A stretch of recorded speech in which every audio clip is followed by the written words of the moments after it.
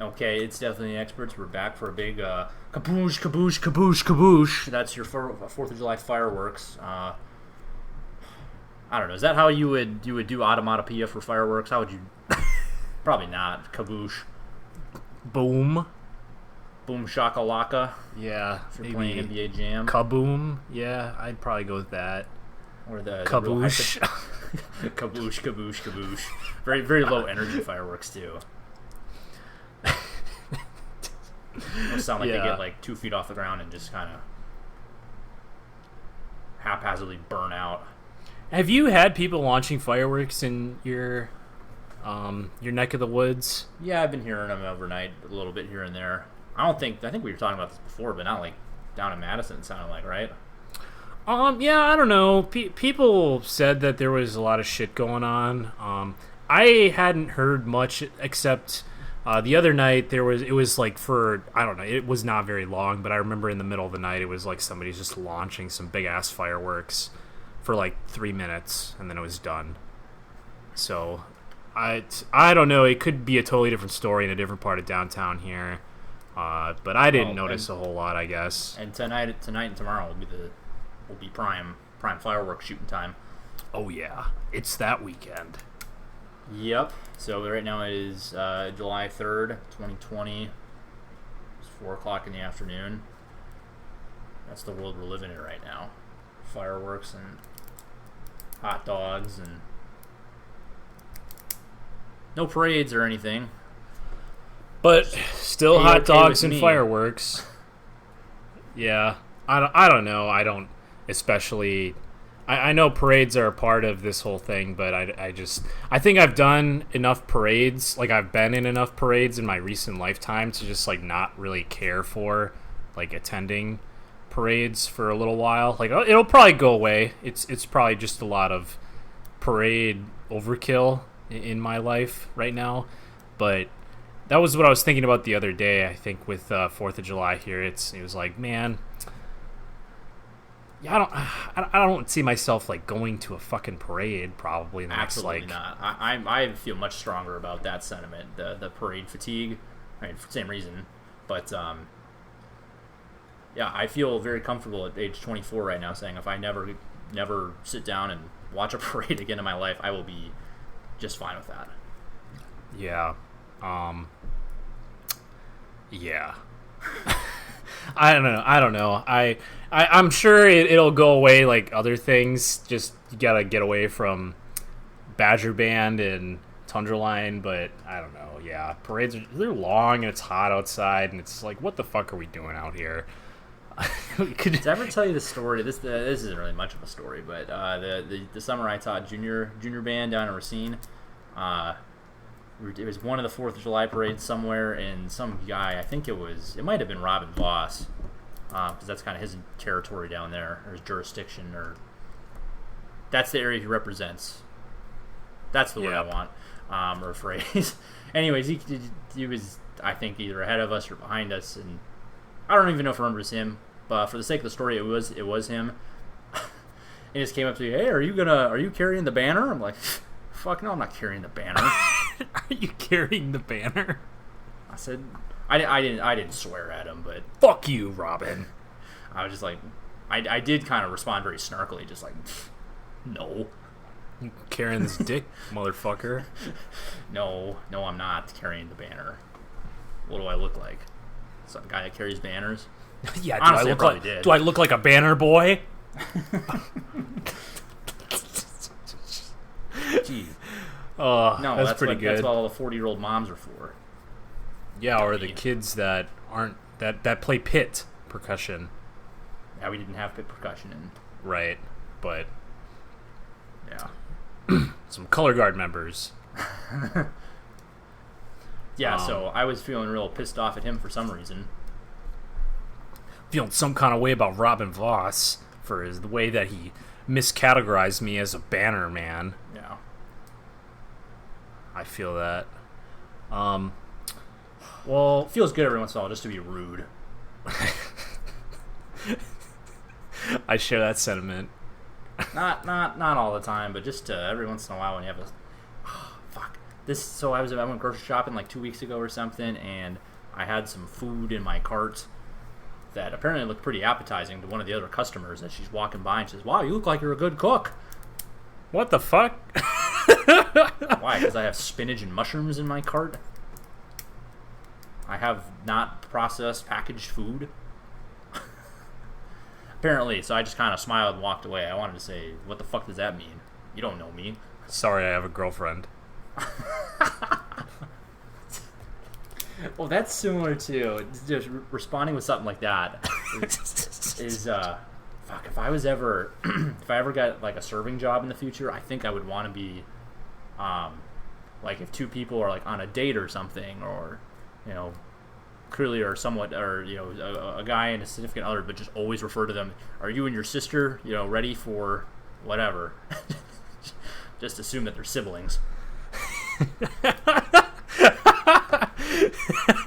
Constantly miscategorize those people. Yeah. Oh, so what's the age difference between the two of you, brother and sister? Just creating really awkward dialogue. Yeah. Which, speaking of, we'll get into more awkward dialogue later. Oh, yeah? Oh, yeah. Do some, yeah. Been on a big kick this week. We were talking about this before we came on. But first, there's drama in the video game streaming world. Connor, fill me in. What's going on with Mixer? It's effectively shutting down. It was a bit of a surprise, actually. It kind of came straight out of left field. They shared it on June 22nd that they were acquired. Or not really acquired. They said that they're partnering with Facebook Gaming. But, I mean, essentially it feels like an acquisition because it's shutting down to become Facebook Gaming.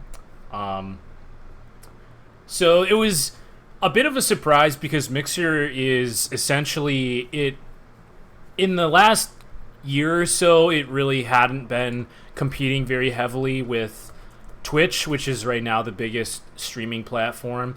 And it felt like it was a weird time because streaming right now in quarantine has become a huge thing. It's seen a massive explosion in viewership since coronavirus kind of wrangled the nation in ways that it had never seen viewership ever before. Like, it has skyrocketed. And so with that rise, you don't really... I don't know.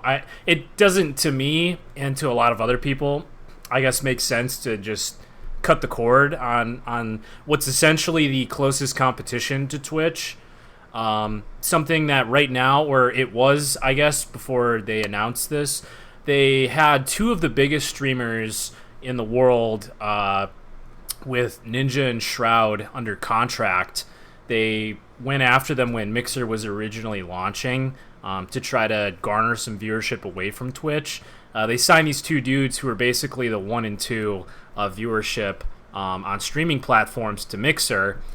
And so now, I mean, it's all done. I mean, they had a big partnership with Xbox as well. Like, you could stream directly from your console without using, like, a PC component at all, which was pretty cool. Now that's all done, obviously. So it's yeah, I don't know. It's kind of weird just because, like I was saying, it seems like right now would be like a really powerful time to take advantage of all the people that are trying to watch streamers and, you know, I don't know, I guess try to... maybe that's what they are doing with, like, Facebook Gaming. They're trying to pivot and do something different so they can compete more. But, I mean, I don't know. It doesn't really seem like that... I don't know. A lot of people don't really know exactly why it happened because, like I said, it took a lot of people by surprise. But, anyway... Yeah, and then there was something, the rumor going around, too, that Spotify might be trying to jump in the streaming platform game, which would be interesting. And that's kind of... I mean, Spotify's been doing some big stuff here lately with with their development of what they're apparently trying to do in the podcast game by acquiring Joe Rogan a couple of months back. So there's that rumor floating out there, too, that Spotify might be trying to get involved and get in on this action. That makes sense to me. I pulled up an article here. Here's an interesting statistic. Between April 2019 and April 2020, Mixer spent tens of millions of dollars to sign people to contracts to stream on Mixer, and they saw a 0.2% growth in terms of hours watched. That's not a good ROI. By contrast, Twitch saw triple-digit percent growth in that same time frame. That's more like it. Yeah. And I guess Facebook Gaming also saw similar exponential growth. So I guess it makes sense, I guess, looking at this, why they partnered with them, because it looks like Facebook Gaming is, I guess, viable. I don't know, like, I can't tell you who streams on Facebook Gaming. But, I mean, maybe they've seen a lot of growth with quarantine.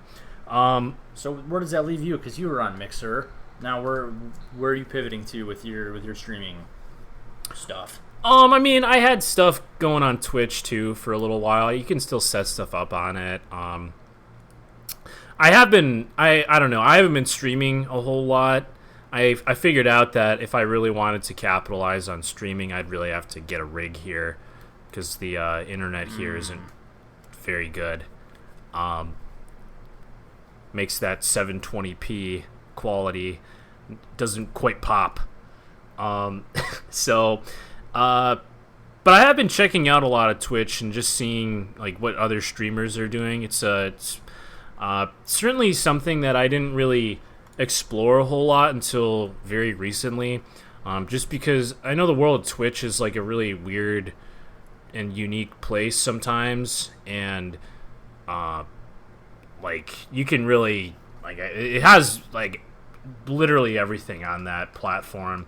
But I've been watching it recently because I play a lot of Apex in my free time. So I was watching a couple dudes that play it professionally, and to see like what they're doing. Which, first of all, man, so this was something that I watched a YouTube video on of one of the dudes who's playing professionally, and he broke down. He had a big video because he was like, yeah, so I just want to let you all know exactly how much we get like paid for these like tournaments that are happening right now. And so it was, I don't know the exact number of hours that he was breaking it down into. I think it was 64 matches, and each of those matches is about 35 minutes. And the grand prize, I think, was like, I think it was $10,000 split 3 ways. So 10,000 over about 32 hours divided by 3 again. Yeah, and that was the number one prize. And they paid out the top 8 teams, with the 8th team getting paid $900. But you still had to play the whole 32 hours? Yeah, it started with like a round. It was like, oh, fuck. It was, let's see here. Let's do some quick maths. It's 900 over 32 hours. You're looking at $28 an hour, which isn't bad, but I'm looking at this here. I feel like that's not quite correct. Anyway, it's definitely more than 32 hours at 35 minutes. It's going to add up, but yeah, it came out to something like they basically were paid like $19 a game or something like that. Sure. And so like it was kind of like, oh geez. And I guess what I've been realizing with like looking at some of these dudes like schedules, it's like, man, so I haven't really been playing a lot of games recently, but the last few weeks, I guess, when I was like really digging into the dirt on some of these like evenings, it was like I felt like I was playing quite a bit. And so I started watching some of these dudes. Like I'll have a stream up when I'm at work, and holy shit, man, like it's like these dudes start playing basically like when I wake up and like I'm working until like, and then I'll stop work or I'll go to the gym and then I'll, end work, and then in the evening when I'm eating dinner they're like still playing. Yeah, it's crazy. it's literally like 12-hour days, just over and over and over again. And so and it's like, it's not really like passive, like just sitting there like gaming. It's like, they're interacting with their chat, and have to like pay attention to all these things, or they're like with other people frequently.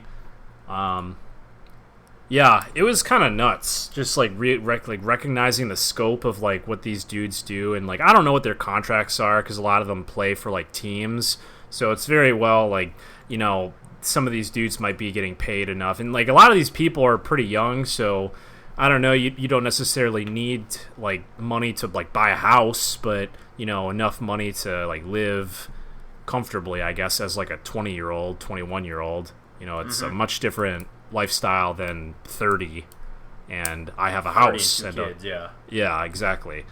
So yeah, I don't know, like looking at some of that stuff in this video, it was like, oh my goodness, like I don't know, like yeah,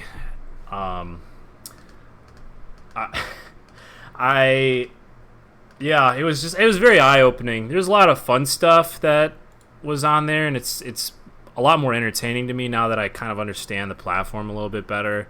I think I started watching Twitch honestly more because like Part of My Take hopped on there, and that's exactly what the only Twitch I've ever watched is just watch Big Cat play NCAA football. Yeah. And once it's kind of been happening with quarantine because viewership on Twitch is like increasing a lot, but it really has felt like the platform has diversified quite a bit pretty recently. There were these people who were Twitch streamers, like the big people.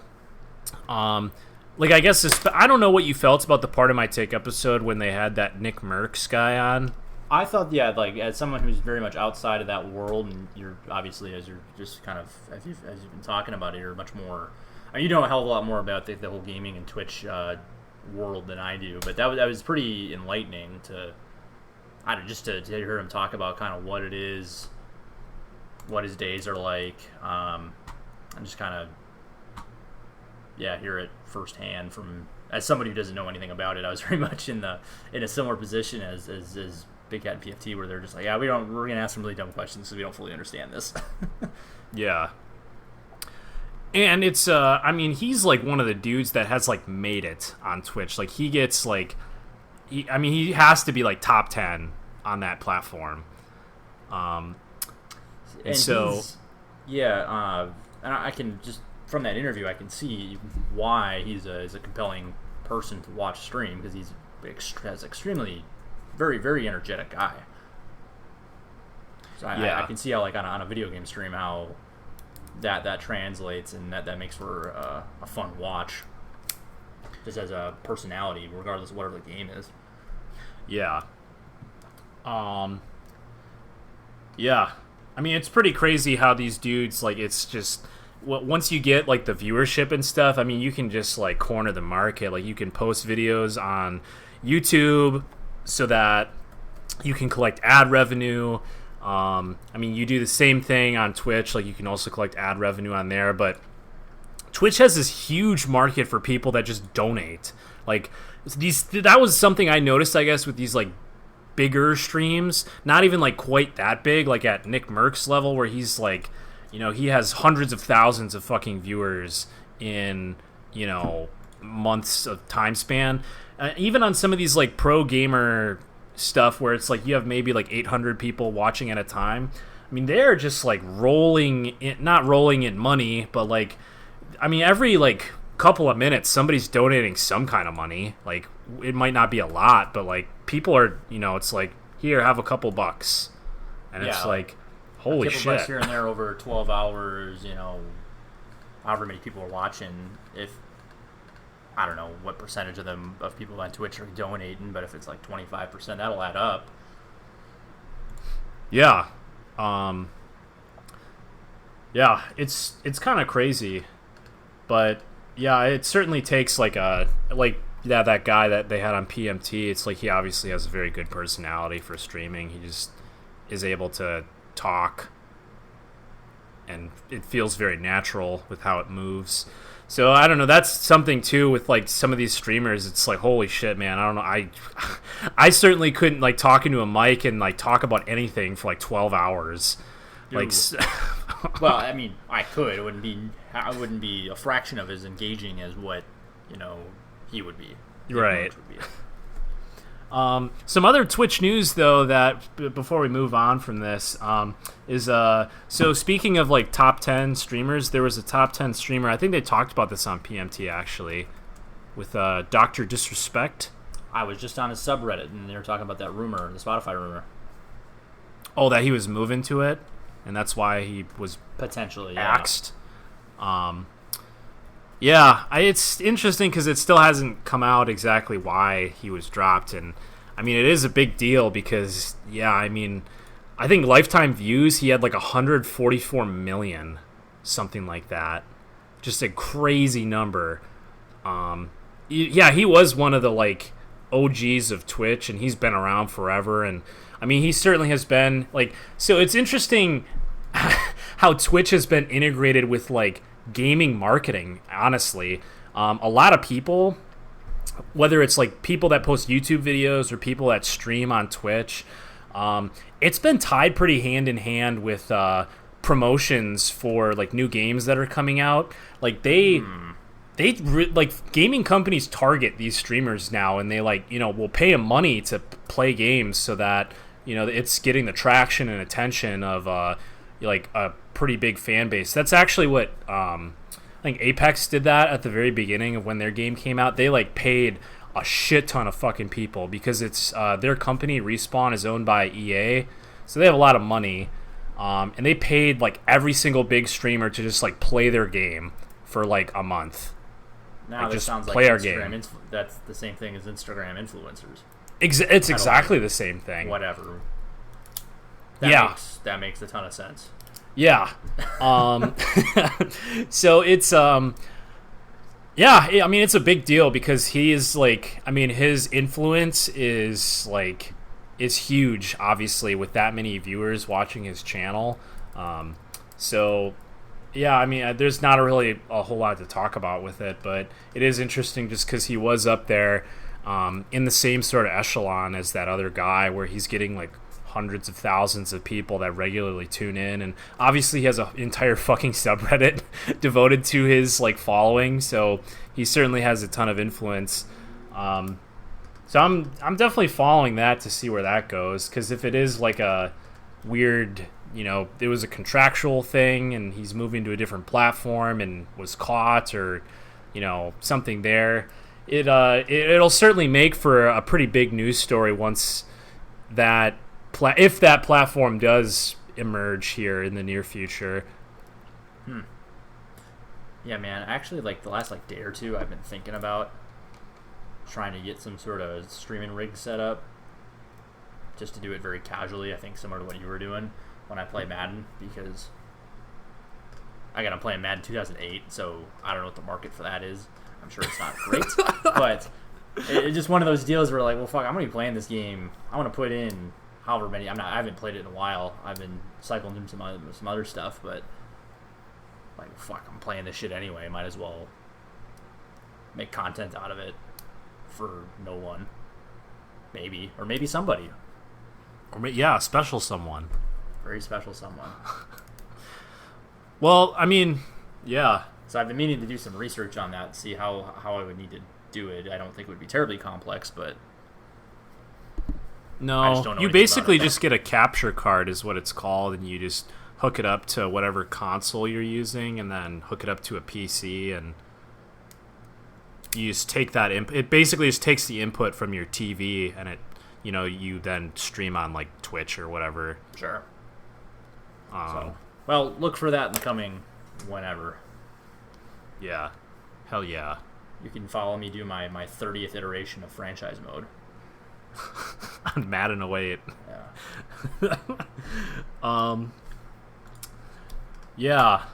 Aside from that, what we've got back in the real world here. The big news that you sent me yesterday, and I was surprised that this wasn't popping off in like front page news on on sports websites or other things. But the Bills announced that there's no fans in the stands this season. Yes. That seems like big news. I don't know if anybody else is not seeing that, or if that's not big news. But struck me as big news. First down will fall. I imagine more and more teams or stadiums or states or whatever. That'll likely probably happen other places around the league as we get closer to the season starting. Yeah. Also, half the preseason got canceled. Yeah, that's important. What the only ones left are 1 and 4? 2 and 3. 2 and 3, sorry. The 1 and 4 were canceled. Correct. Yeah. Right, like you said, the Buffalo announcement was the first one, and sitting here at the beginning of July, it's, I don't know, not terribly hard to see because the East Coast in general of the United States has just kind of gotten wrecked by coronavirus. So, not entirely surprising, but still, nonetheless, I don't really know how I feel about it because on one hand, it does feel like the responsible decision almost to just come out and just be like, nope, not even going to try it. Just, we'll take care of season ticket holders or whatever right now before the season starts and just let you know what's going on. But yeah, Packers came out and made some kind of announcement. Yeah, I'm seeing that. I just saw that right now. There's an article from the AP that came out at 10:15 this morning. They're optimistic they'll have fans at Lambeau, but they note that seating capacity would be cut significantly and spectators must wear face coverings. Yeah, the mask mandate, that was a big thing. And also reduce seating capacity. That's noteworthy. Yeah, but still fans. For now. Yeah, for now. That means we still have a job for this season. Yeah. That's kind of what we were talking about, and I had a meeting with Ben and Pat yesterday, and we just kind of were chatting about that because it was like, man, so we were like, even if they don't have fans, folks around the area are still gonna fucking tailgate. You can draw a line wherever, I guess, and just over that line is where you'll find Packers fans, and they will all gather together. Yeah, and they will do what they need to do. Yeah, absolutely, because I'm sure the parking lot for Lambeau Field itself will be closed, but tailgating and Packer parties that extends to all the local bars right in that area, like in the Stadium View area. All the houses in the neighborhoods on either side of on the north or south side of the stadium. There's plenty of places for people to do Packer things. Yeah, 100%. It's like the way that it's set up, right? Yeah, it just kind of lends itself to that. So yeah, I don't know. We were talking about that in the context of that, and it's like, well, we were like, will the Packers want a drumline there to encourage people to be gathering together and we're on the payroll and we're playing for people that are gathered together in these small groups, or not small groups, large groups of people getting together to tailgate for the game. And Patrick's like, I don't know. I don't know what that looks like or what that even means. I think the optics of that would be very bad if they had no fans, but they're still kind of wink, wink, nudge, nudge. Here's the Tundra line out in nature.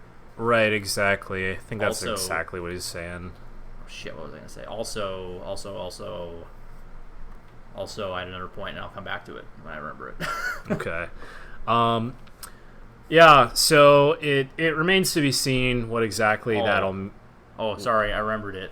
Also, with no fans in the stand, revenue is going to be way down, local revenue. So I don't imagine them using what revenue they have left to shell out cash to the Tundra line. I don't know how much of a big deal that is because the books or whatever, they're kind of opaque, but it is a consideration. Yeah, I thought about that too. I'm kind of hoping that we're small enough of an expense that it's just one of those things that's we're not even going to save any money by cutting this, so we might as well not. That's my hope. But in any case, yeah, it remains to be seen what'll happen. It's kind of, I mean, it's approaching now. I was kind of in our conversation. It was like, yeah, I don't know that week 2 game is kind of coming up here pretty soon. Middle of August, yeah, we're a month and a half out from it. Yeah, so I mean, I feel like a lot of things are gonna happen here this month, and I mean, obviously, like people are starting to have training camp, and this kind of relates to the NBA starting back up. But man, the more reports I hear about NBA teams and their facilities closing because these like traveling parties are, there's like a coronavirus outbreak in it. It's like, holy shit, man. Like, what hope do we have to, like, have a fucking NFL season if these teams, like, can't even practice in their training facility and transport themselves to Orlando, like, into a biodome? Like, none of the, like, I think it was the Clippers training facility got shut down. I think it was either Denver or Indiana. I mix those teams up all the fucking time. So it was either the Pacers or the Nuggets that got their facility shut down due to coronavirus. And so with that, it's kind of like, obviously, an NBA team and the people involved with that, it's a much more nuclear atmosphere, like a lot less people. So the idea that an NFL team is going to be able to like exist and travel around the United States and like get up in the grill of like other people that they're playing, it's just, the more I think about it, the more it's like, holy shit, this just like seems ill-advised. Yeah, the collective health of the NFL. NBA's having issues with rosters of not even 15. What's the preseason going to be like when you have 90 guys on a roster? That's exactly it. Like, these NBA teams aren't even playing each other yet. Like, they're just getting ready to play, and they can't even keep their They can't keep their training facilities open. So I don't know, man. The more I hear about it, the more it's like, I mean, at this point, man, I think I've kind of resigned myself to the idea that college football isn't going to happen. I'm not there yet. I'm still in the boat that they can't afford not to for college football. That's true. That's definitely a huge factor. I don't know. I guess I'm looking at like college campuses right now. Like, college campuses and college towns are just like, oh my goodness. Like, across the nation, like including places like Madison, folks are just not having it. People are going out. People are living life like it's 2019. Yeah, I mean, like, doing college town things. I mean, it's not like totally surprising because, I mean, that's what a lot of college towns are set up like. It's, there's just not a whole lot going on in the summer, but for those people that do choose to stay, it's, kind of getting out and about. Like, that's why you stick around Madison, so you can like hang out with the folks that you met in college. Yeah, I don't know. I guess it's another thing that it's coming up here. This month I think a lot of stuff's gonna happen with training camp there. I don't even know what's happening with training camp at some of these football programs. Like, what's going on? Are they here? I saw the field was lined over at near the engineering campus the other day. Okay. That's something. Yeah, that is definitely something. Yeah, wasn't it Texas was having a whole bunch of, they had like a dozen kids get coronavirus down there, right? Yeah. Wow. Texas is just, the whole state's down there spiking real good. Or bad. Yeah. Right. However you want to see it. Yeah. I agree. I don't know. But anyway, we can move on from some doom and gloom talk here, and we can kind of go to another news note here. Packers They signed Jordan Love to a contract. Yeah, it's a little unprecedented. Yeah, fully guaranteed, 4 years, 12 mil. Correct. So, yeah, the fully guaranteed part is the surprising thing, right? Because the actual of the amount of money isn't really a negotiate. There's not a whole wide range of money you can be with the way the rookie contracts are slotted, right? Correct.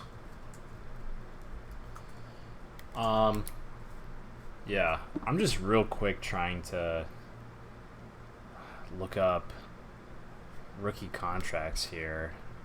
Yeah, it's like not like the super biggest surprise that it was like they had all this fucking guaranteed money in it, because they traded up for him, right? So Packers obviously want him, and you know, that's kind of where we're at.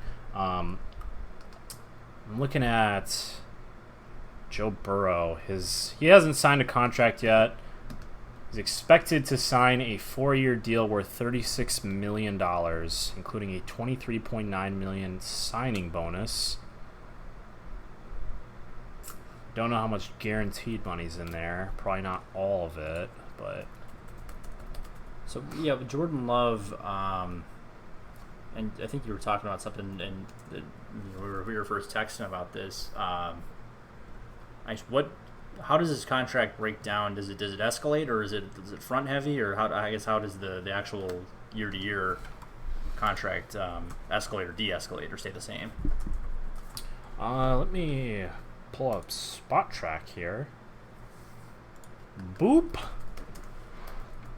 All right, so base salary of $610. Looks like it stays pretty even keel through the years here. It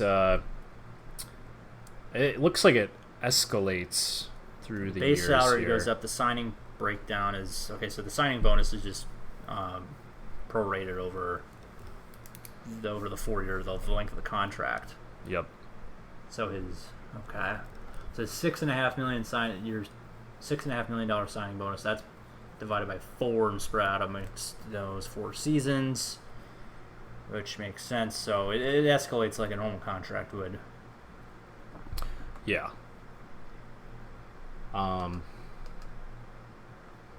So yeah, I don't know. I suppose it makes sense here. I'm looking at some of these projected salaries for. There's just a article here of projections for first round picks. Man, Justin Herbert projected to get a $26 million contract with a $16.9 million signing bonus. Yuck. No good. Well, yeah. What? Justin Herbert himself, or? Yeah, I mean, just the idea of giving I don't have any qualms about giving that kind of money to the 6th overall pick, but just the idea that it's going to Justin Herbert. Justin Herbert is that 6th pick. Correct. Yeah, so in any case, without going into too much of a tangent here, talking about other people, yeah, it was certainly, I don't know, I guess not entirely unexpected. It is just like one of those things that we saw it come up, and is, another nail in the coffin, I guess, of, the idea that Aaron Rodgers will possibly, I don't know. The idea that Aaron Rodgers, I guess I'll say it. Aaron Rodgers outliving this like Jordan Love like contract. I don't think it's very it's very unlikely at this point with that kind of money tied up. And certainly with a 5th-year option tacked on there because he was a first-round pick. Yeah, it's interesting. I'm looking at the totality of the roster here. So Jordan Love, his cap hit for this season is $2.25 million, which is just a tick above Aaron Jones. Okay. It's above Aaron Jones, Elton Jenkins. That's, and a bunch of other back to the roster guys. Yeah. I guess it's not all that crazy. Yeah, I suppose it's the contract. The actual amount isn't insane. It's pretty average, I'd say. It was just the guaranteed money. It's it's all there. So he's he's getting paid, man. I guess it's not like you said an insane amount. It's a rookie contract, but I mean it is still a significant amount of money that's tied up in this dude who may or may not play these first couple of years. Yeah, it's interesting. Very, very interesting. Yeah, man. Well, we talk about this on the last show, the Cam Newton signing? I don't remember. I don't think we did. I don't think we did either, but Cam Newton got signed to the Patriots for a 1-year deal. Yeah, so that would, I mean, and holy shit, man. It's been broken down by so many outlets at this point, like how little money he's getting comparatively with his contract. It is like, it's a good transition to talk about that because we're looking at the nitty-gritty details here for Jordan Love. So by comparison, Cam Newton on the Patriots, let me pull him up on Spot Rack here, but it's pennies on the dollar. It's nothing. It is most definitely bargain bin discount. Cam Newton, let's go. Where are you? Okay. Base salary, $1 million. So that's more than Jordan Love. A roster bonus of $87,000 and a cap hit of $1.1 million. Wow. That is a lot less. Yeah. $6.5 million in incentives, but total guaranteed only $550. Holy shit. Yeah, he's getting paid less than people like Ryan Finley. But if he balls out,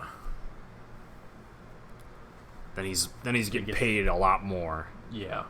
Not even really a lot more, but he's getting paid some more for sure. So that's interesting. I don't know. I kind of I had a podcast going on my way home from work of guys that were just talking about like Cam Newton and like drafting quarterbacks at the back end of redraft leagues and stuff. They made some solid points for, it's like some people are immediately raising the entire Patriots passing game with the idea that Cam Newton is going to be there as the starter. And it was kind of interesting to hear some of the stats they were bringing up for it was like, okay, just hit the pause button for a second. Cam Newton was a quarterback, and I mean, I think it's pretty easy to say that Cam Newton is a quarterback that garnered a lot of value on the ground game. Like, his rushing talent was something that, coming out of college, obviously, was very attractive. Like, he's like 6'4", and he's fast. He was mobile. Now at 31, it remains to be seen after the couple of injuries he's had what exactly he has left in the tank in terms of athleticism and mobility, just being an older individual.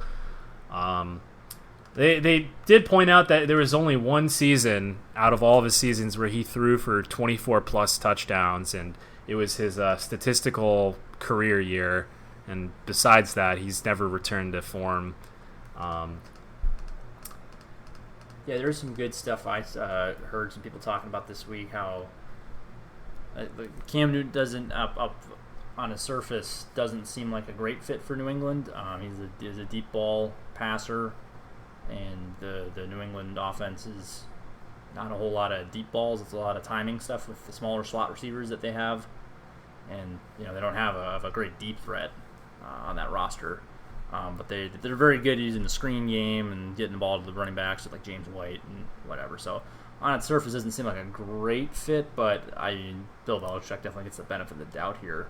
And there was this guy who had broken down a lot of film, big film junkie guy, was saying, so Cam Newton, was rushing quarterback, but like the vast majority of his rushing yards are based on design quarterback runs.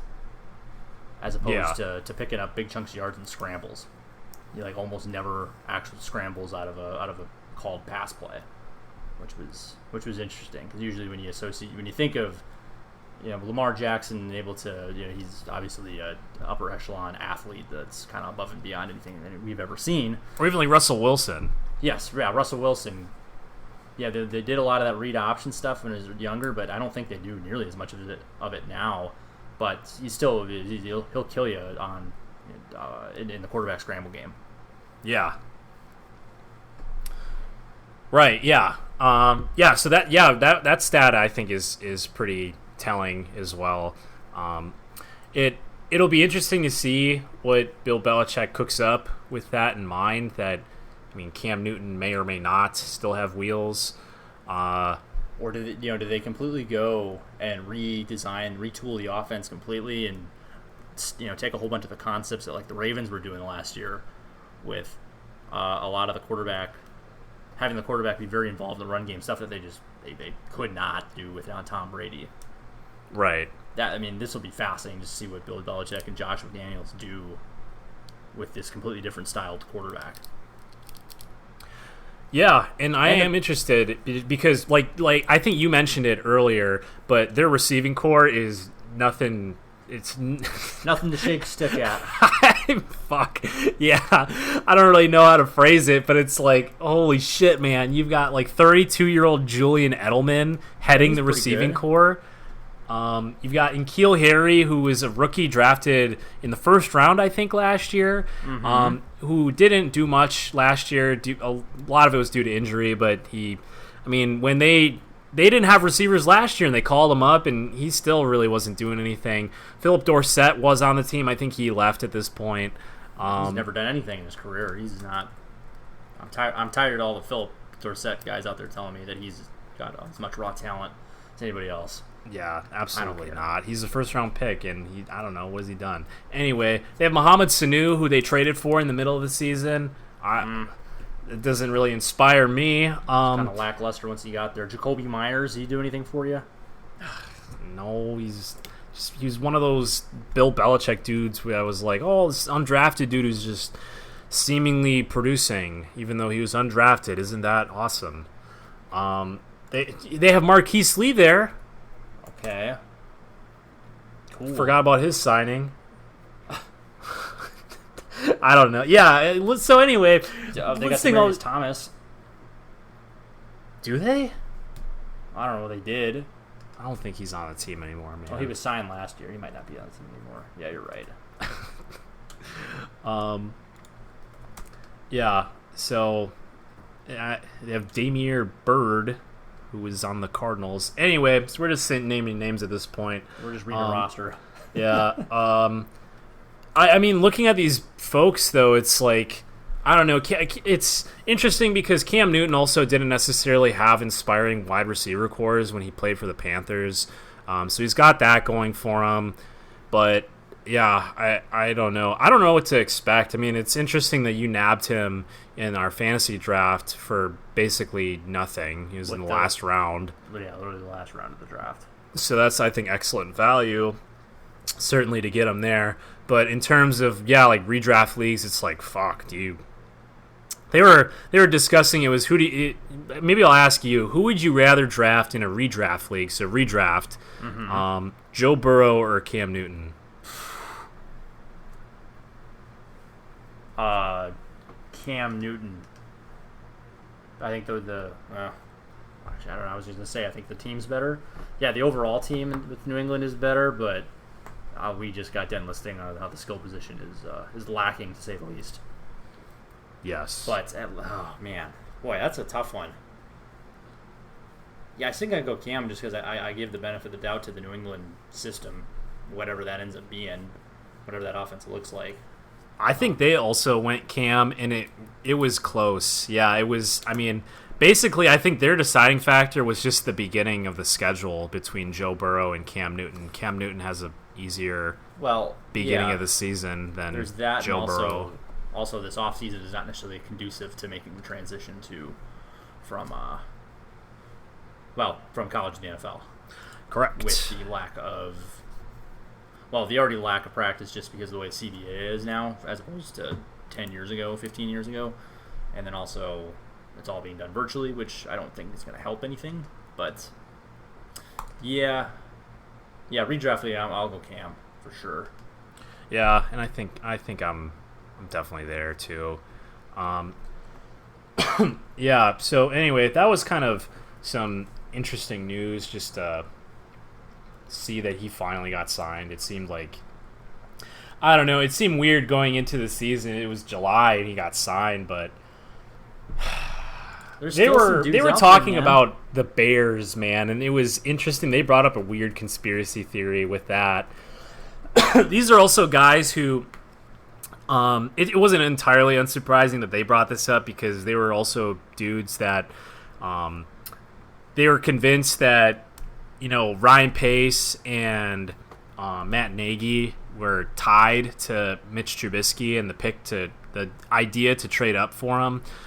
So the notion of giving up entirely on Mitch Trubisky certainly seems like a huge indictment on their decision making. And I mean, if the Bears do bad this year, I think it's certainly possible that Matt Nagy's fired.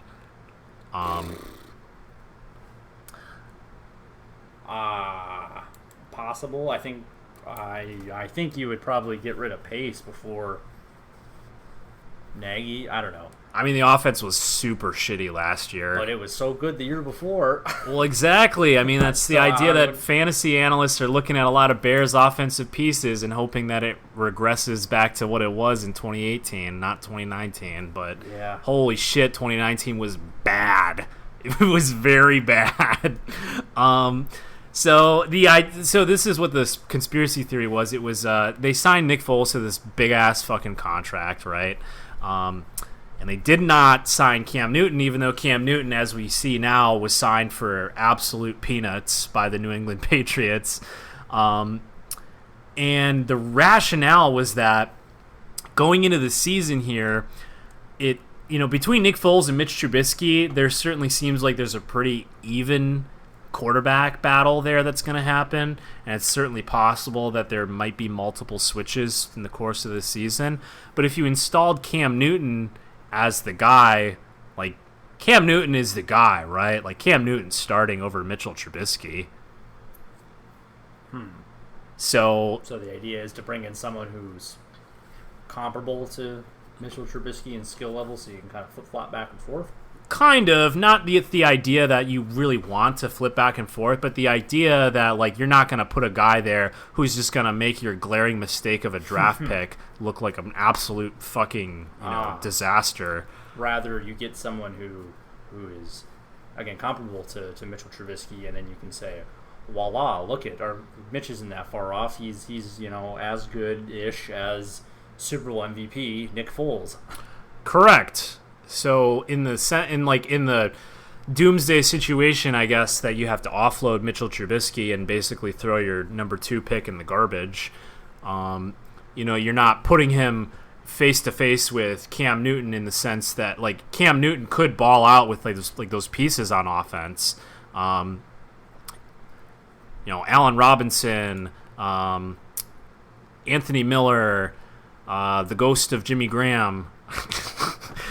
Cam Newton could flourish in that offense, and I think that, especially with Matt Nagy's play calling, I think he could be pretty good. But the idea of, like, putting that on the field and it's basically just say, yeah, I don't know, we fucked up. Yeah, Mitch isn't. Clearly, he's not the guy. And, like, if their offense is, like, that much better by just subtracting Mitchell Trubisky, I mean, it's pretty defining to say, okay, we just replaced this one piece and our offense is just, like, on fire. Clearly Mitchell, he's fucking terrible. A lot of people can already say that without even going into this scenario, but I think, yeah, the idea was the optics of it, really, at the end of the day.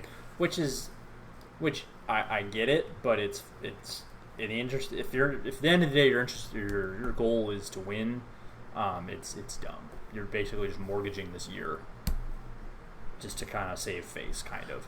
Right, exactly, and that's the other. It's a sunk cost fallacy. Instead of just cutting your tie, being done with it, moving on. Correct. Right. That's the other side of it. The other side of it that isn't quite as like tinfoil hat-y, and it's like, well, that doesn't really make sense because if you think that Cam is better than Nick Foles and you gave Nick Foles this big contract, like why the risk reward there doesn't really seem to make sense. Like you could just tank your entire season by signing a dude who you're not 100% in on, and risk losing your job. Like that doesn't really make sense to me. So yeah, I don't know. I think there's more to it than that, but it was an interesting conspiracy theory to kind of entertain for a second, just looking at it like that. I don't know what it'll be. I do think the Bears' offense will probably improve a little bit because 2019 was, at the very least, fucking terrible. If Mitch Trubisky's not playing at quarterback, the guy that is playing is not. It's not Chase Daniel. Oh boy. So if anybody gets injured, I think we have better backup quarterplay, whichever way it goes. Yes, absolutely. That'll help. Yes. But shout out to Chase Daniel. He's had a hell of a career. He's lasted like 15 years in the league. He's the Alex Moran of quarterbacks. That's right. He kind of is, actually, though. It's just like, this dude that was just good enough to make the roster and just got lucky all those years in Kansas City that he never had to play and get exposed. Yeah. Because now he is exposed, and we know what he is. He wasn't even. It's kind of interesting. Like we're talking about putting people next to each other. Oh, he's on Detroit. He signed a 3-year, $13 million contract with the Detroit Lions. I didn't know that. Money. Holy shit. With Chicago, when they put him up against Mitchell Trubisky, like there were a couple games last year where it's like, yeah, I don't like this, but I don't know.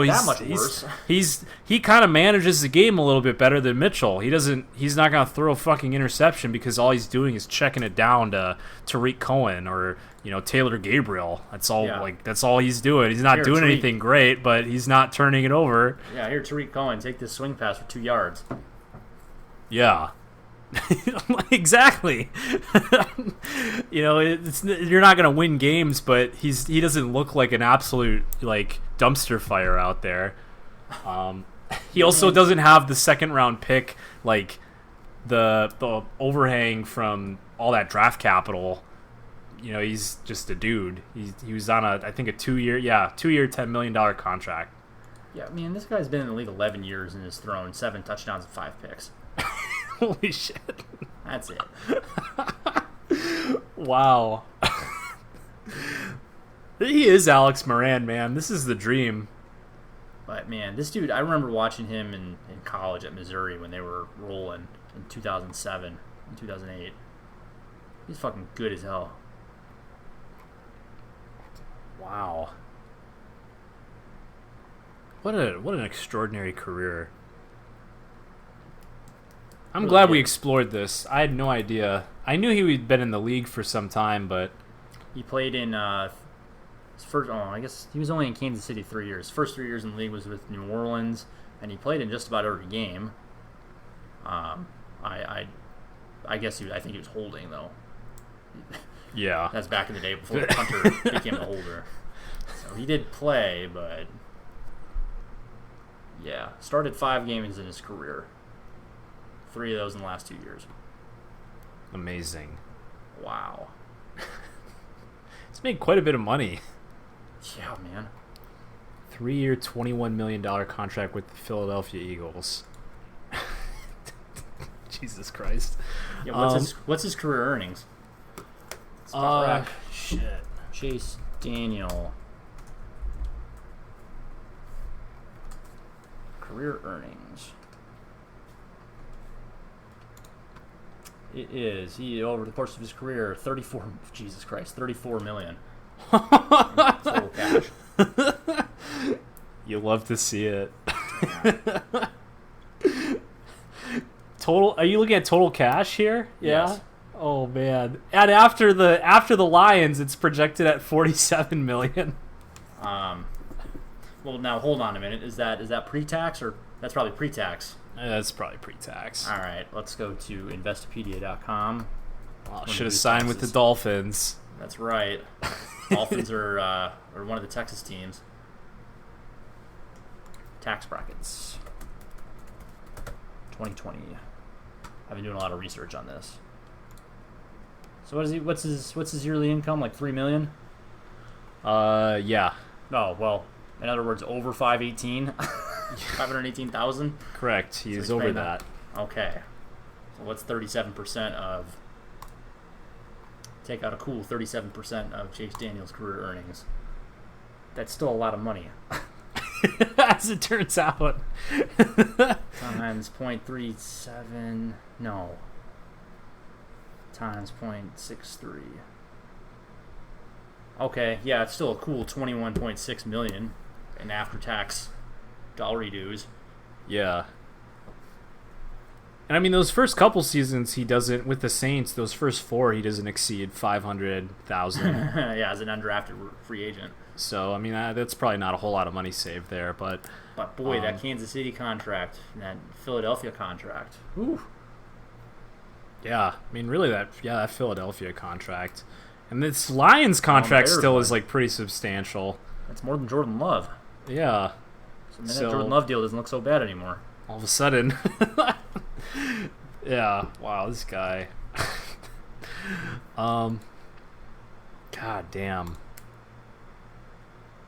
So, anyway, that's football, baby. I'm looking at... It's interesting how this offseason has gone, because it reminds me of all these fucking people that got signed and these deals that happened over the course of this whole thing. Like the... which one was I looking at here? Tight end contract. Jason Witten, that one, to the Raiders. Oh, yeah. Like, what the fuck is that contract? He's like $4.5 million or something. Jimmy Graham contract still is hilarious to me. That one is good. As a homer, that really hits deep. Yeah, so wait a minute. Jason Witten going back there to the Raiders. They have Darren Waller. Yeah, they sure do. What are you doing? Yeah, what do now? They also signed they drafted Fabian Moreau, I think. And what was he drafted in? It was pretty high. Or not Fabian Moreau. Fucking Foster Moreau? Maybe that's his name? It's not Fabian Moreau. Oh. Raiders tight end. What the fuck is his name? Las Vegas Raiders. Foster Moreau. That is his name. Yeah, he was drafted in 2019 in the 4th round. So, I mean, that's pretty high for a tight end.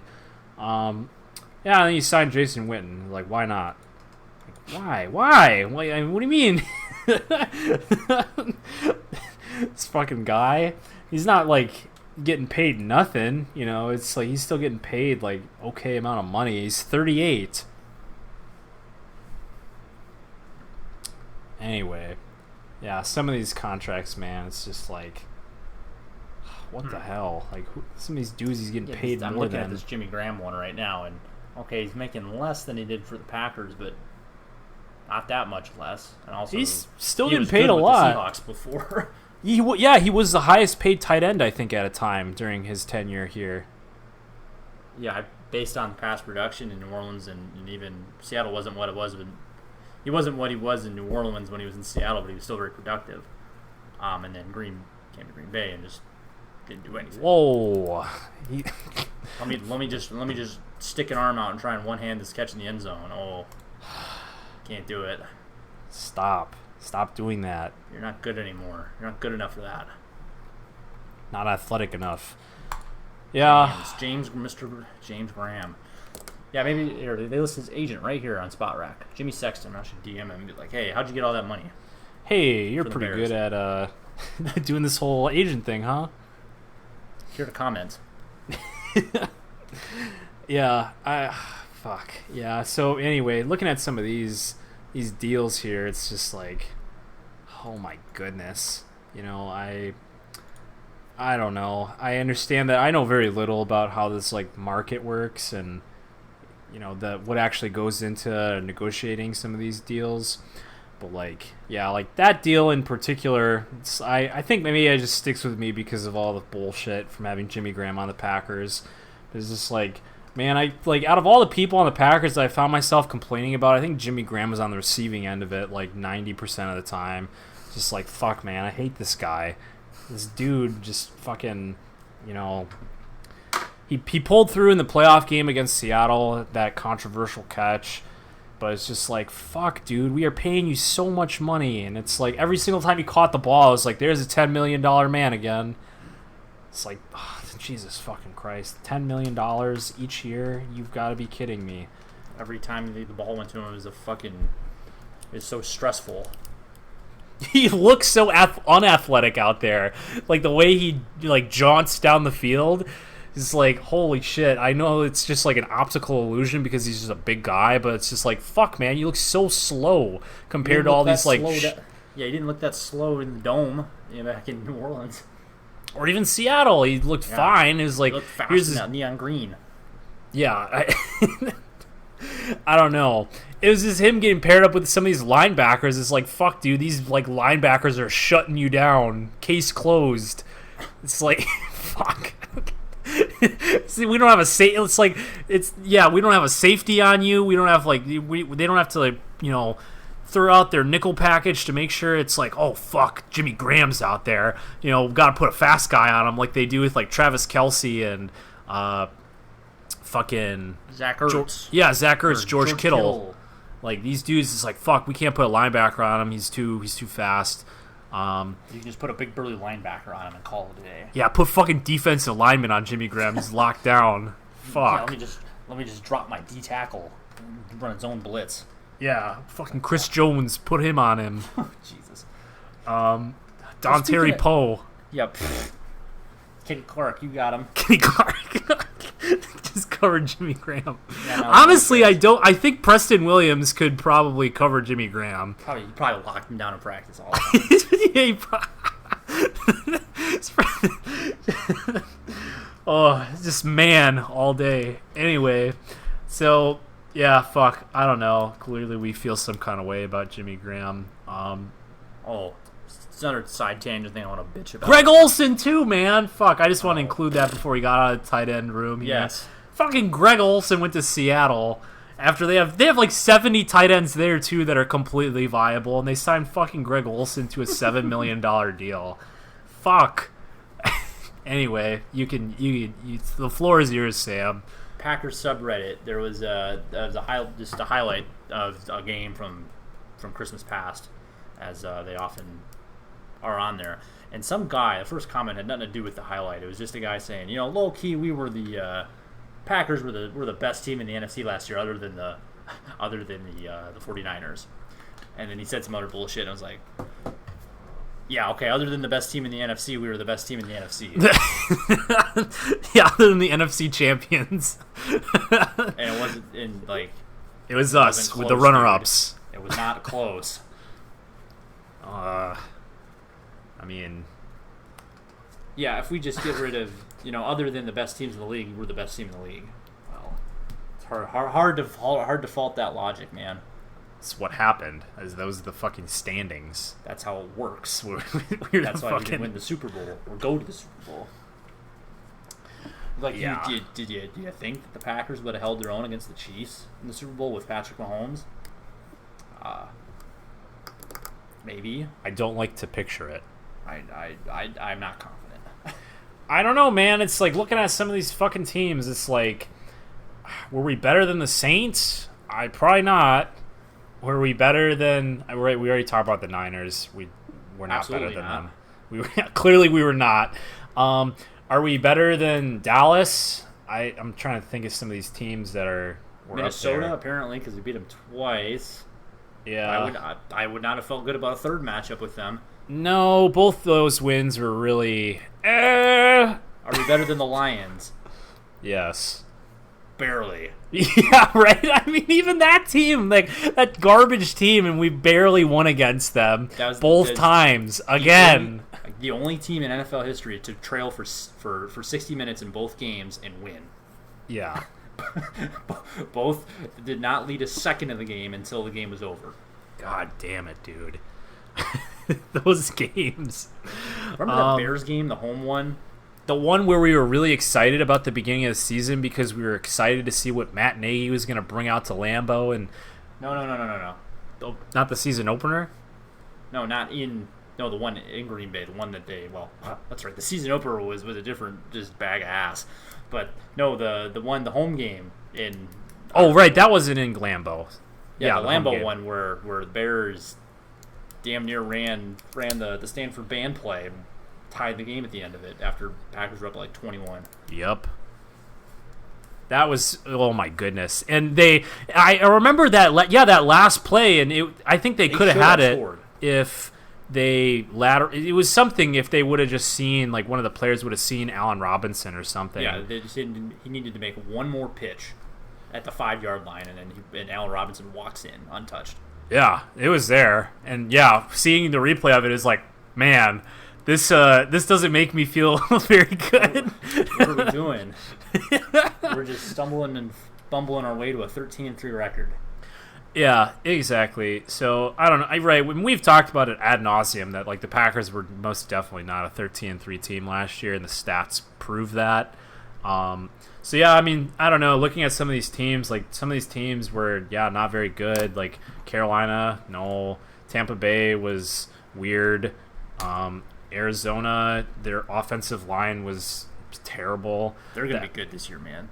They're my sneaky wild card team. Yeah, I think it's gonna be.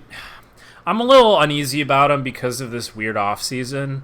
I think that on paper their team does look pretty damn good, but Kingsbury took him a month to figure out how to coach NFL and call NFL plays, but he did figure it out.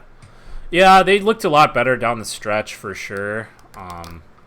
And now that they have last year it was really tough to see with their like air raid offense-esque thing with 4 wide receiver sets and stuff.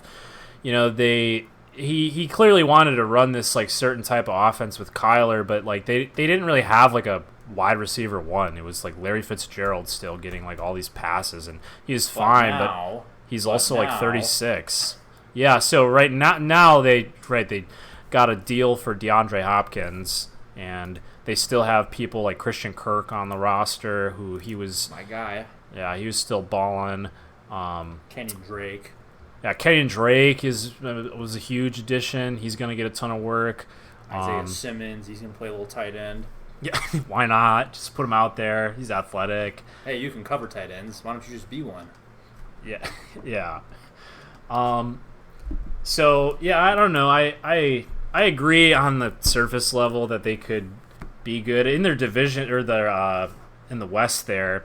I mean, so going up against the Rams, the Niners, and the Seahawks, that's a tough division. But I mean, I think that they could probably beat this like halfway rebuilding Rams and probably the Seahawks. Yeah, they could at least probably split some of those games.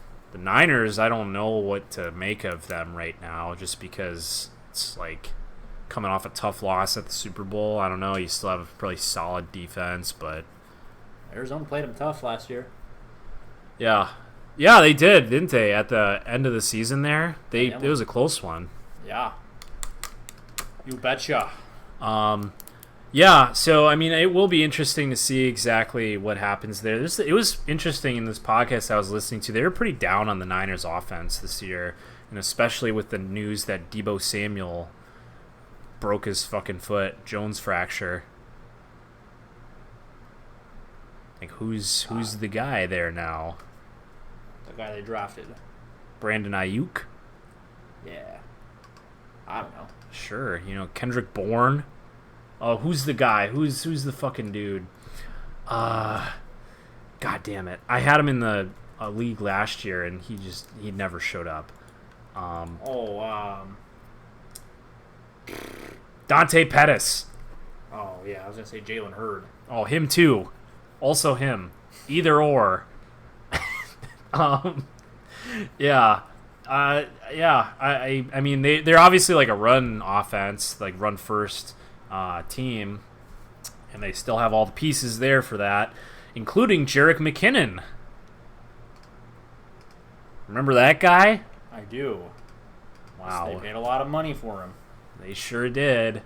So, I mean, it's possible with all the wide receiver faults and fallacies there, they could be fine. But, I mean, we also saw at the beginning of last year, before they acquired Emmanuel Sanders, they were really struggling to put the ball through the air.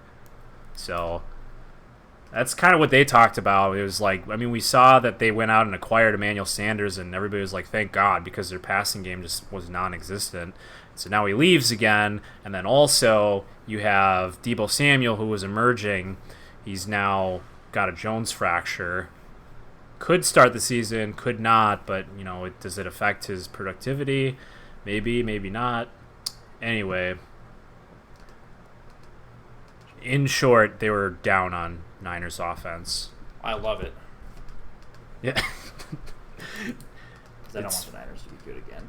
That's right. It's just unseating the NFC champions here so that the rightful heir, the Packers, who were second best in the NFC by a long shot, can assume the mantle. Bingo bango. Easy peasy. Cool. Well, let's close out the show here with a series of YouTube installments that Sam came across. Yeah, the algorithm spat up a real gem. It was Bless that rains down in Africa. yes, it was a training video for a meat carver from like the 80s for Old Country Buffet, and this was one of the greatest pieces of content I've ever consumed on YouTube. Just this very awkward guy making this video was made for aliens coming to Earth, and here's how you interact with people. Here's how to converse. it pretty much had an energy about it that was, hello, fellow Earthling. Because the beginning of the video is just, hey, you're carving the ham or the roast beef at the carving station, and well, first of all, I like the line at the beginning, like at most other buffets, after you pay, you're kind of on your own. Not at Old Country Buffet. I'm like, well, wait a minute. That's the whole point. I want to get my own food. I don't want to talk to anybody else. I don't want to talk to anybody that works here. But so there's made a point to make sure that you're very friendly. And this guy, and here, when someone walks up to you, say something like this, and there was just all this MTC dialogue. Boy, is it still hot out there? Did you find enough to eat? Yeah. Boy, I'll say. Let me see if I can play a clip from this here real quick. Once you've greeted the guest, start a brief conversation. Try asking a question the guest can answer in a sentence or two. You might ask something like this. Is it still hot out there? Or this. Did you catch a game last night? Or this. Have you tried the lasagna? It's my favorite. Don't forget to hold quick conversations with our younger guests, too. Children often play a big part in deciding which restaurant their parents visit. We want them to feel welcome and special here, too. So start conversations with children by saying something like this. What grade are you in at school? Or this. Have you decided what dessert you're going to have? Or this. Do you like hot fudge sundaes? All right. It's the hot fudge sundae line. It's like fucking that scene from Airplane. You seen Airplane? What was that? Say that one more time. I was plugging in my headphones. Oh. Have you seen the movie Airplane? I don't think so. Oh, dude. You would like that movie. Well, anyways, there's a pilot in that movie who's like, when a kid comes into the cockpit, it's just like, hey, you ever been in a plane? You ever been in the cockpit of a plane? No. You like to watch movies about gladiators? You ever hang around the boys' locker room? Yeah, just a line of questioning that doesn't really make sense. Have you ever seen a grown man naked? Oh, yeah. Have you tried the lasagna? Anyway. No, I'm going to get lasagna from Old Country Buffet. Oh, my God. Yeah, honestly, the only Old Country Buffet, recent memory that I have is when we went there with the band. Now, was that Old Country Buffet or Old Town Buffet? Ah, fuck. I think it was Old Town. Okay, yeah, I might be. Right. I don't want to slander Old Country Buffet here. No, I remember I was going to a sleepover at my friend's house in elementary school, and we were staying at his dad's house, and we went to Old Country Buffet, I think. I might be misremembering everything about this, but I just remember it was good, and I liked it. And that's a warm, fuzzy memory for me, so don't slander Old Country Buffet, fucker. All right. All right, I won't. To be honest, like, I have a really hard time thinking, even like into my childhood, like what kinds of buffets I went to. Like, I feel like 98% of the time, if we went to a buffet, it was fucking Golden Corral. Dude, I've never been to a Golden Corral. We would every once in a while frequent a one of those Chinese buffets. Oh yeah. I went to some of those, but I don't really group those in the same category, I guess. Okay. For some reason, it's probably the same, but it's just Chinese food. Yeah. Well, kind of. Right, kind of. There was talk about one time going to a Golden Corral for like a family, like a big extended family get together, and then my grandma went to check it out and just kind of scope it out, and she's just like, "Yeah, fuck that, we're not going there." We're not going there. Nope. That place sucks. Oh, yeah. And that makes sense to me. It's like, I don't know, with buffets, man, it's like, if it's a bad buffet, it's like, it's, for some reason, it's like, it's not like going to like a seedy, like, restaurant. Like, it just feels like it's so much worse for some reason. Maybe it's because you, like, I mean, you can't see food get prepared in like a restaurant, but in this, it's just like, it's just laying there. And you can see the other people interacting with the food. Yeah, that too.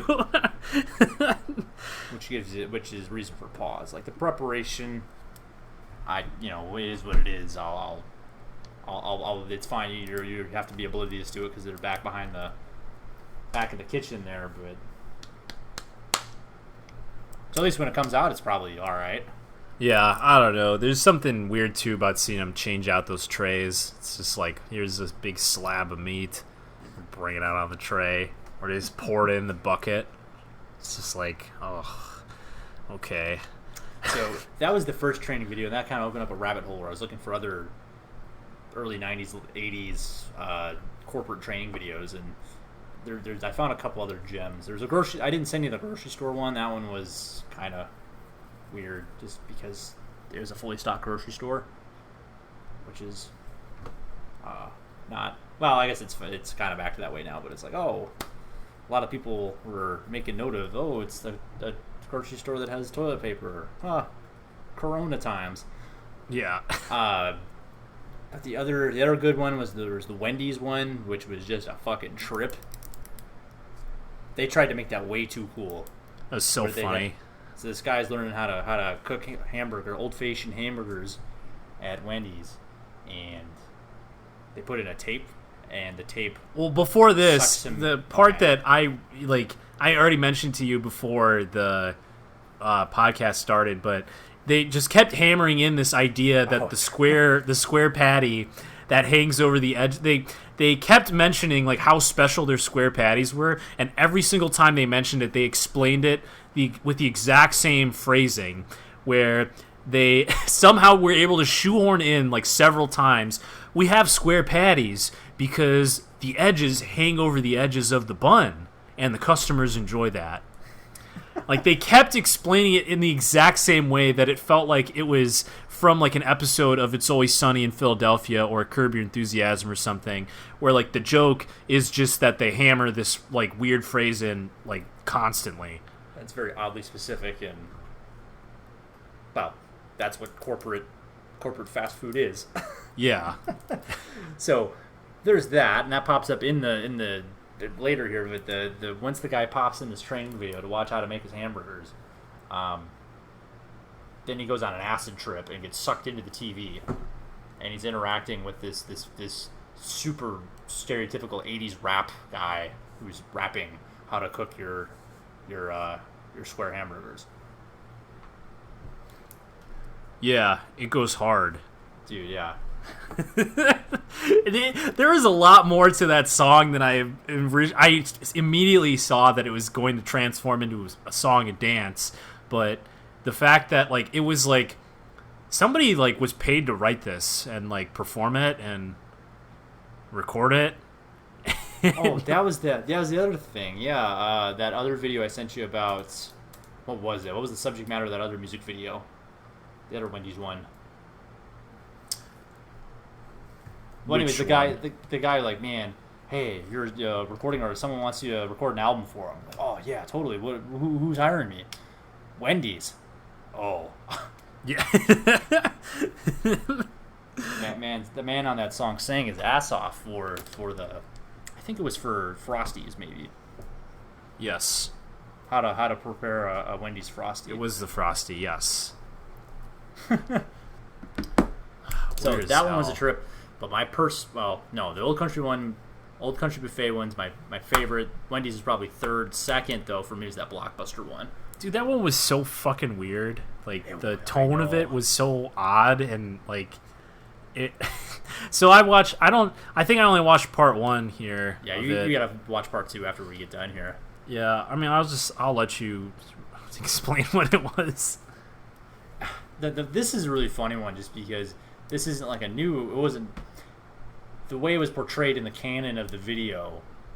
It was not a new employee, but it was an employee who was working at Blockbuster, this high school girl who on the surface looked like she's doing fine, providing great customer service, and then this magic man pops up in the television at Blockbuster and tells her, yeah, that was okay, but you need to do better.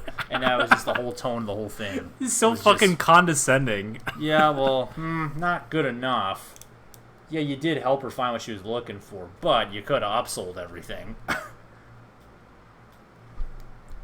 Also, he was he first introduces himself as an opportunist, which was incredibly creepy.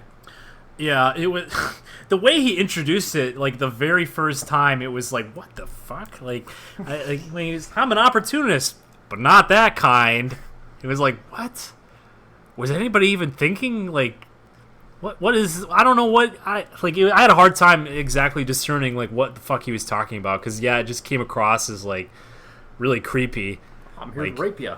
Yeah, it kind of. It was like, Jesus Christ, what is this man on TV about to do? And he, like, the way they kept referencing these, like, romantic dialogues happening between people in the real world, and, like...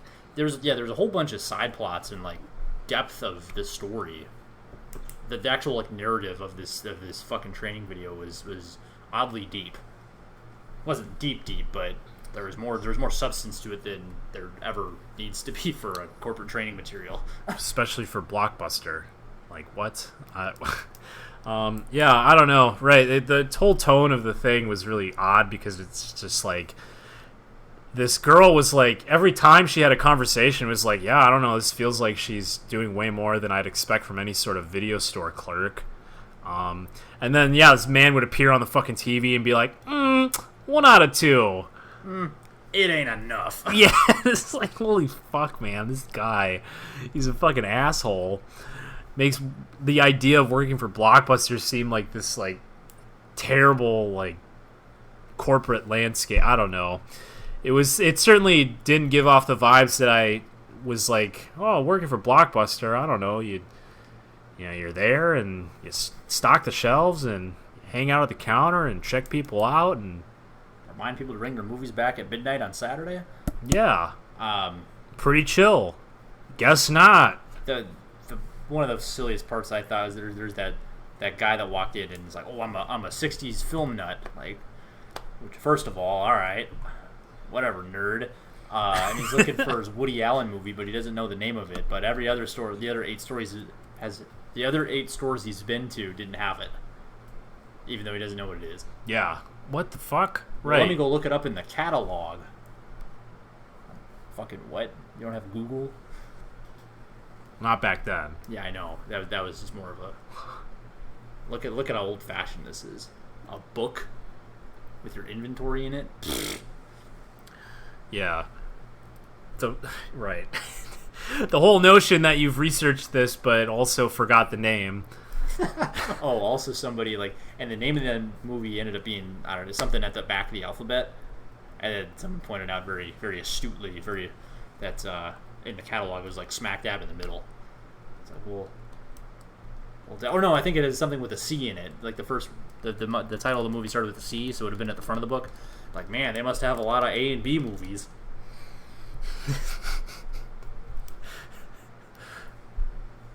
Yeah. Yeah, so I don't know, that shit. I've kind of dug into that rabbit hole, and it's been really good. The pizza, I gotta send you the Pizza Hut one too. That one is, the energy is way too peppy for Pizza Hut.